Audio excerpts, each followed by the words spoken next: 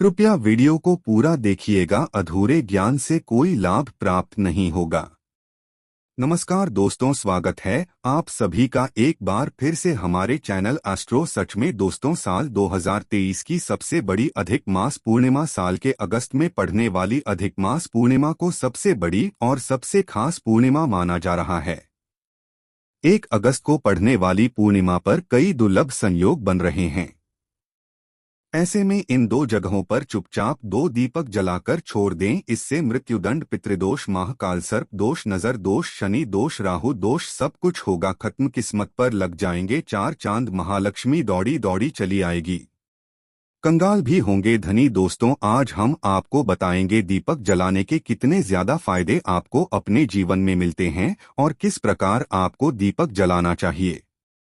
कौन सी दिशा में, जिससे आप बहुत ज्यादा तरक्की प्राप्त कर सके और अपने जीवन में सभी बाधाओं को खत्म कर सके। सबसे पहली बात तो आपको ध्यान में रखनी चाहिए कि अपने घर के मंदिर में रोजाना ही आपको दीपक जलाना चाहिए। कभी भी ऐसा नहीं होना चाहिए कि आपने दीपक जलाया हो, क्योंकि घर के मंदिर में रोजाना दीपक जलाना बहुत ही जरूरी होता है। इसी से आपके घर से सभी नेगेटिव एनर्जी, अगर आप कोई भी दीपक नहीं जलाती हैं घर के मंदिर में या फिर अपने घर में शाम के समय, तो इससे आपके घर का वातावरण बहुत ज्यादा नेगेटिव तो होता ही है। आपके घर की परेशानी भी बहुत ही ज्यादा बढ़ने लगती है। घर का मुखिया होता है, उसे बहुत ज्यादा ही मेहनत करनी पड़ती है। इसकी वजह से परेशानी, डिप्रेशन और टेंशन में घर का मुखिया पहुंच जाता है।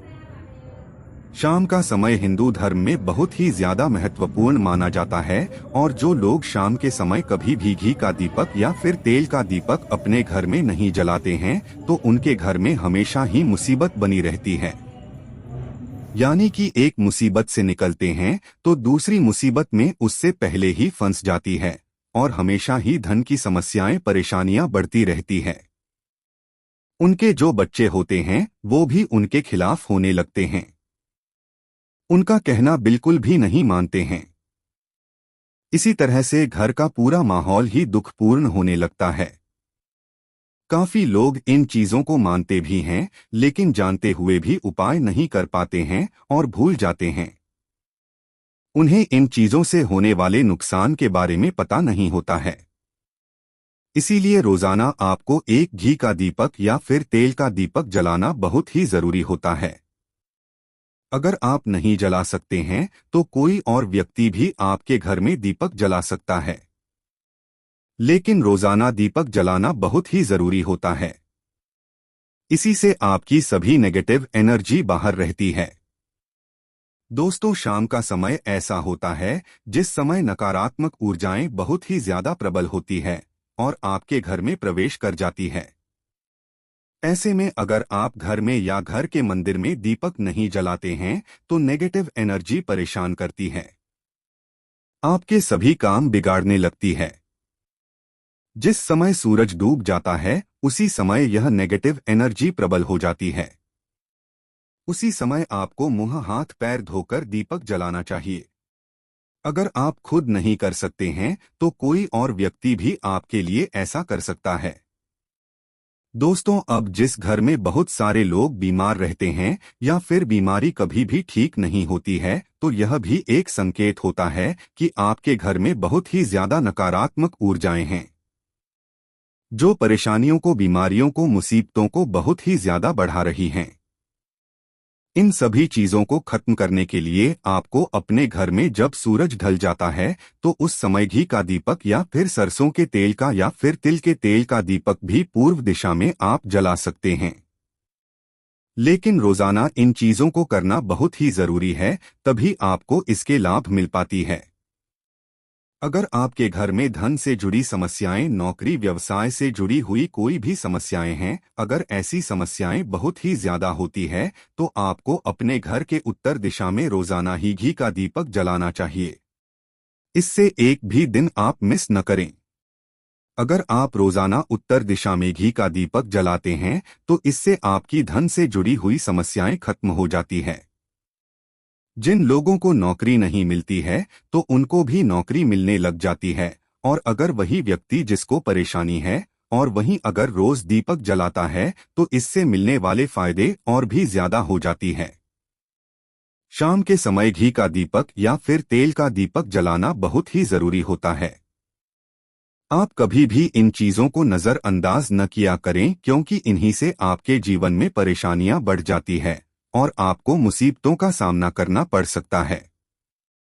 आपको यह जानकर हैरानी होगी कि जो भी घी का दीपक आप जलाते हैं उससे जो निकलने वाली ऊर्जा होती है वह आपके घर में जब फैलती है तो इससे घर का माहौल एकदम से सुखमय बनने लगता है, यानी कि पॉजिटिव होने लगता है। घर के सभी लोग शांति से रहने लगते हैं। इसी प्रकार से जो तेल का दीपक होता है ये भी जब जलता है तो इससे आपके आसपास जितनी भी नकारात्मक ऊर्जाएं हैं वो खत्म हो जाती है, क्योंकि इन दीपकों से निकलने वाली जो ऊर्जाएं होती है, धुरवा होता है, वो नेगेटिव एनर्जी है और आपके आसपास की एनर्जी को पॉजिटिव बनाता है। तो यह बहुत ही जरूरी चीजें हैं। शाम के समय कभी भी आप इन चीजों को कभी मिस न किया करें, तभी आप अपने जीवन में सफलता पा सकते हैं और आपकी जितनी भी मनोकामनाएं हैं वो भी पूरी होती है। दोस्तों, हम अपने घर के पूजा घर में पूजा पाठ करते हैं और मूर्ति आदि रखते हैं।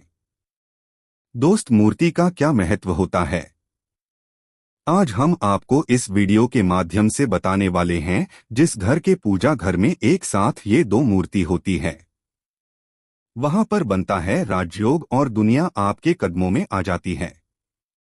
कहने का तात्पर्य यह है कि आपको सर्व सुख प्राप्त हो जाता है, जिसकी आपने कल्पना की है, जिसकी आपने मनोकामना मांगी है। दोस्तों, घर के पूजा घर में हम पूजा करते हैं, पूजा पाठ करते हैं और पूजा पाठ के माध्यम से कुछ चीजें देखने और मनाने आदि का प्रयत्न करते हैं ताकि हमें उस पूजा का फल प्राप्त हो जाए और हम उसी अनुरूप घर के अंदर मूर्ति आदि लगवाते हैं ताकि हम उन देवी देवताओं का सुंदर मुख देख सके और उनका आशीर्वाद प्राप्त कर सके। लेकिन दोस्तों, अगर हम अपने घर के पूजा घर में इन मूर्तियों के साथ अन्य मूर्तियां भी रखते हैं तो निश्चित तौर पर हमारी किस्मत बदल जाती है और देखते ही देखते हमारे जीवन के अंदर की सारी कंगाली समाप्त होने लगती है। दोस्तों, बात करते हैं उन मूर्तियों के बारे में कि आखिर कौन सी दो मूर्तियां एक साथ में आपको रखनी चाहिए ताकि उसका सच्चा सर्व सुख आपको प्राप्त हो सके। और सबसे पहले अगर हम किसी मूर्ति की बात करें तो दोस्तों, अगर आप श्री कृष्ण के भक्त हैं और बाल गोपाल की मूर्ति रखते हैं तब आपको भगवान श्री कृष्ण के साथ माता रानी राधा जी की मूर्ति भी आपको जरूर रखनी चाहिए। दोस्तों, या भगवान कृष्ण की अगर आपके घर में तस्वीर है तो उसके साथ राधा जी की भी तस्वीर संयुक्त जोड़े के रूप में आपको लेकर आनी चाहिए। दोस्तों, यह प्रेम और एकता की एक ऐसी अनोखी मिसाल है कि जिस घर में इन दोनों की तस्वीरें होती है तो समझ लीजिए उस घर के अंदर किसी भी प्रकार का गृहक्लेश नहीं होता है। दोस्तों, पति पत्नी और परिवारजनों के बीच परस्पर प्रेम रहता है और घर में धन धान्य में अपने आप ही वृद्धि होती है। इसीलिए यह जरूरी माना गया है। अगर आप भी इन मूर्तियों को रखते हैं तो निश्चित तौर पर आपके जीवन में अपने आप ही फायदा प्राप्त हो जाएगा। दोस्तों, कई लोग अपने घर में माता लक्ष्मी की पूजा करते हैं तो सोचते हैं कि भगवान विष्णु की भी पूजा करें या न करें, या फिर उनकी मूर्ति साथ में रखें या ना रखें।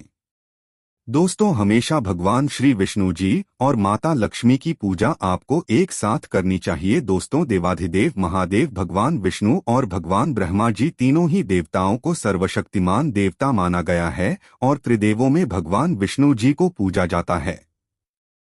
तो अगर आप अपने घर के पूजा घर में लक्ष्मी नारायण जी की संयुक्त रूप में पूजा करते हैं तो निश्चित तौर पर आपके घर में दिन दुगनी रात चौगुनी वृद्धि देखने को मिलती है।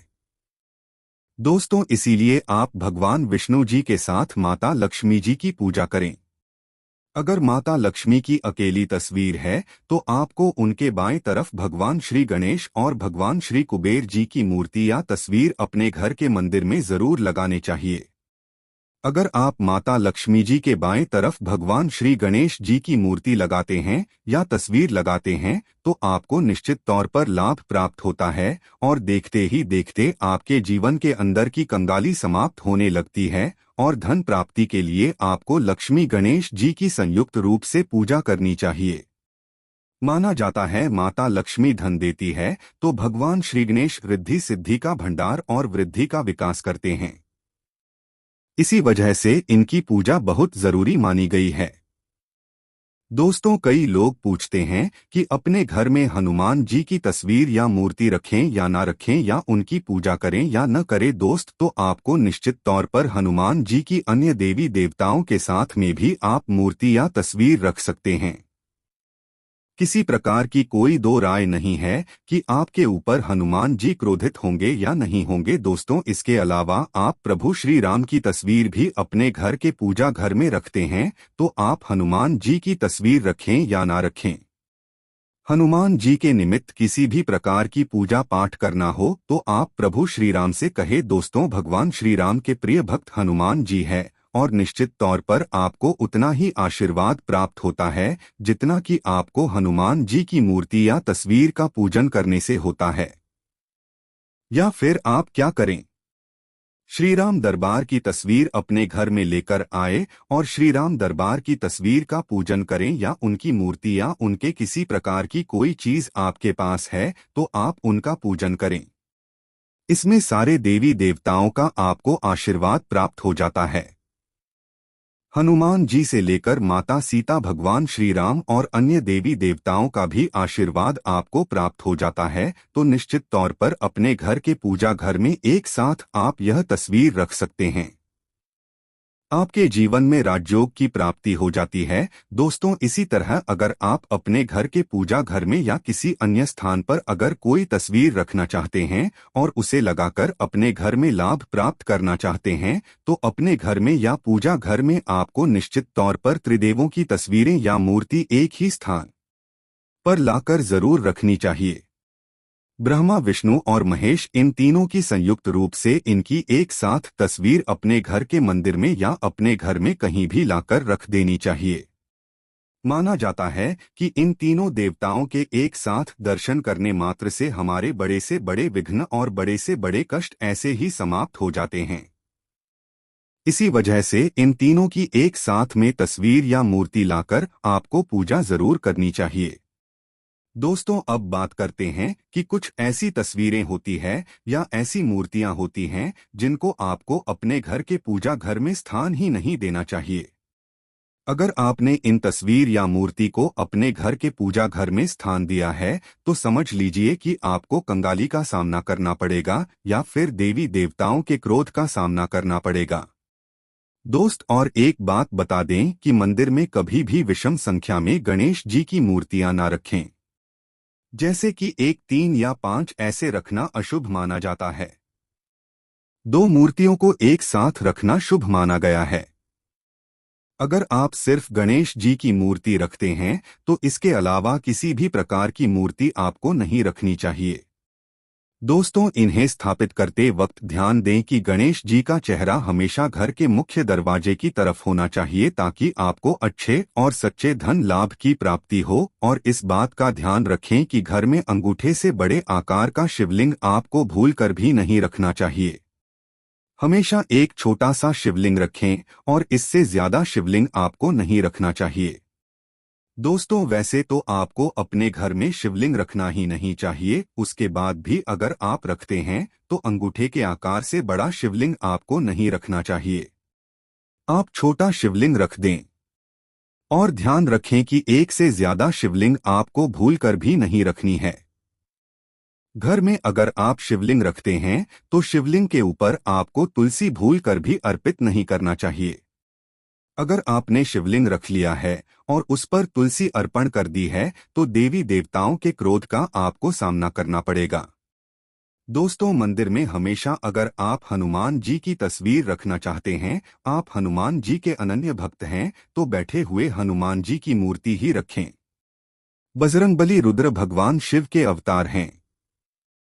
इसीलिए उनके भी शिवलिंग की तरह ही मूर्ति रखी। साथ ही जो पति पत्नी होते वैवाहिक जीवन आपने नया स्टार्ट किया है तो हनुमान जी की मूर्ति या तस्वीर अपने कमरे में, अपने बेडरूम में आपको भूल कर भी नहीं रखनी चाहिए, अन्यथा आपको आपके जीवन में कई प्रकार के दोषों का सामना करना पड़ता है। दोस्तों, हनुमान जी ब्रह्मचारी हैं तो इस बात का आपको ध्यान रखना चाहिए। दोस्तों, राधा कृष्ण की मूर्तियां अगर आप जैसे अपने शयन कक्ष में सोते हैं और वह आपके बेड के सामने की तरफ रखी है कि जैसे कि आप सुबह उठें और आपको उठते ही पहले उनके दर्शन हो जाएं, तो समझ लीजिए कि आपका जीवन मालामाल होने वाला है। किसी भी प्रकार का कोई दुख, धन की चिंता आपके जीवन में नहीं रहेंगी।